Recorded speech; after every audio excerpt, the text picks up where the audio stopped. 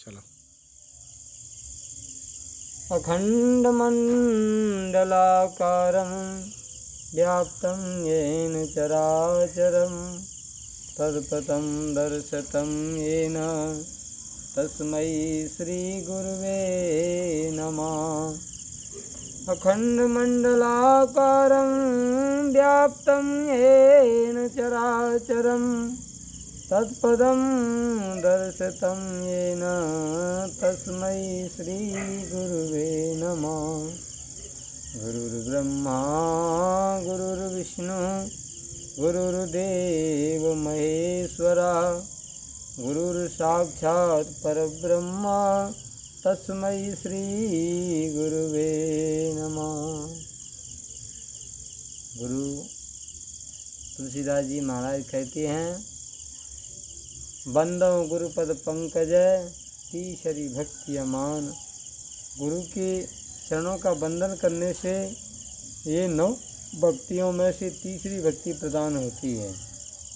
भक्ति कै प्रकार की होती हैं?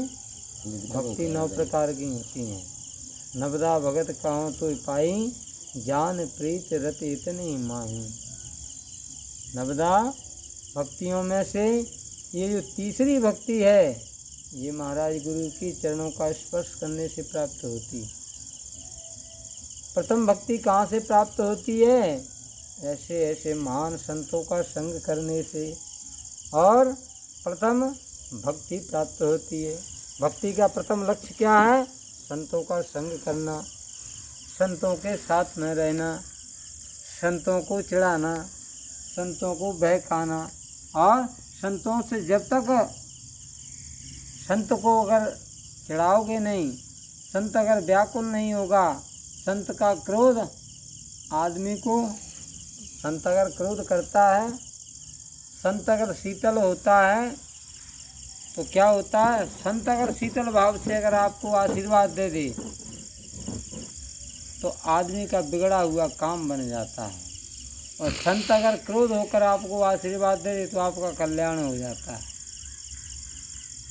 तो संतों के पास है तो देने के लिए क्या है? संत क्या दे सकता है? संत के पास एक आशीष होता है। तो प्रथम भगत संतन कर संगा, संतों का संग करने से सद्भक्ति प्राप्त होती है, गुण समूह प्राप्त होता है। और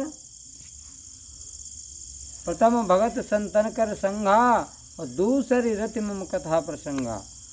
दूसरी भक्ति कहाँ से प्राप्त होती है? कथा श्रवण करने से। और कथा क्या चीज़ होती है? कथा क्या है?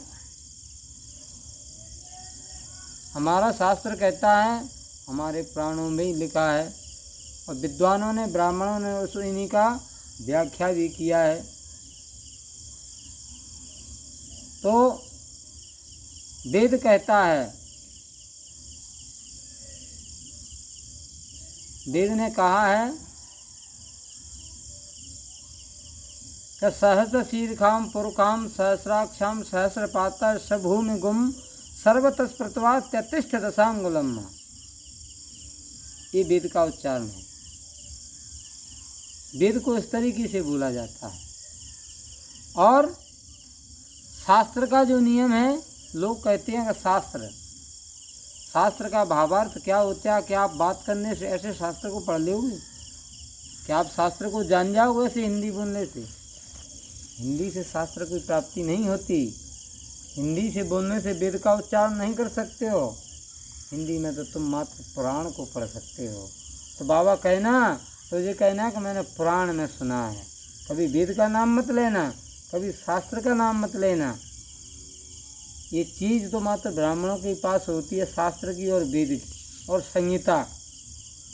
पुराण में जो लिखा है वो पुराण को हर कोई व्यक्ति पढ़ सकता है।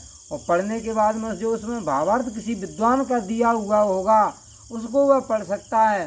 पुराण में अगर श्लोक होगा उसको भी ब्राह्मण पढ़ सकता है, अन्यथा उसको कोई जान नहीं सकता। क्यों? सृष्टिकर्ता न तो ब्रह्मा वेद सारो न पंडिता। षष्ठी का पालन करने वाले ब्रह्मा जी, षष्ठी करता न तो ब्रह्मा, और वेद सारो न पंडिता, वेद का सार जानने वाला पंडित होता है, अन्यथा वेद का सार किसी ने जाना नहीं है, न कोई जान सकेगा। तुलसीदास जी महाराज ने लिखा है, क्या लिखा है? पूजिए विप्रचाय वेद विहीना, शूद्र न पूजत वेद प्रवीणा। वेद का सार तो परमात्मा ने आशीष से ब्राह्मण को दिया है। ब्राह्मण के पास क्या है? एक आशीर्वाद है परमात्मा का, और परमात्मा के आशीर्वाद से ब्राह्मण वेद में निपुण रहता है। वामन योग हैं, वामन जो शक्तियां हैं, तो जो नाई कहते हैं ना, नाई को परमात्मा ने 36 प्रकार की शक्तियां प्रदान की थी। क्षत्रिय को 12 प्रकार की शक्तियां दी।